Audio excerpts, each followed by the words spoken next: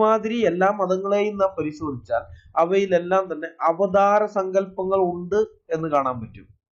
എന്തിനാണ് അവതാരങ്ങൾ എടുക്കുന്നത് എന്ന് ചോദിച്ചാൽ, ഈ ദുഷ്ടന്മാരെ നിഗ്രഹിച്ച് നല്ലവരെ രക്ഷിക്കുക എന്നതാണ് അവതാരങ്ങളുടെ ലക്ഷ്യം എന്ന ഉത്തരം കിട്ടും. അതായത് വില്ലന്മാർ നല്ലവരായ ആളുകളെ കൊല്ലുകയും അവരുടെ ജീവിതം ബുദ്ധിമുട്ടിലാക്കുകയും ചെയ്യുന്ന സമയത്ത് ഹീറോ അവതരിക്കുന്നു, വില്ലന്മാരെ കൊല്ലുന്നു, നല്ലവരെയൊക്കെ രക്ഷിക്കുന്നു. ഇതാണ് മതങ്ങളിലെ അവതാര സങ്കല്പങ്ങളുടെ വൺ ലൈൻ സ്റ്റോറി എന്ന് പറയുന്നത്.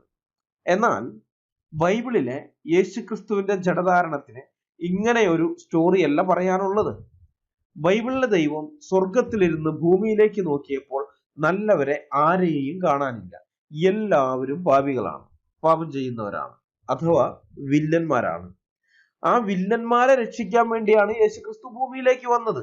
വൺ ലൈൻ സ്റ്റോറി ആയിട്ട് പറഞ്ഞാൽ, വില്ലന്മാരെ രക്ഷിക്കാൻ വേണ്ടി വില്ലന്മാരുടെ കയ്യാൽ കൊല്ലപ്പെടാൻ വന്ന ഹീറോ അവനാണ് യേശുക്രിസ്തു. ഇതാണ് സുവിശേഷത്തിന്റെ കാതൽ.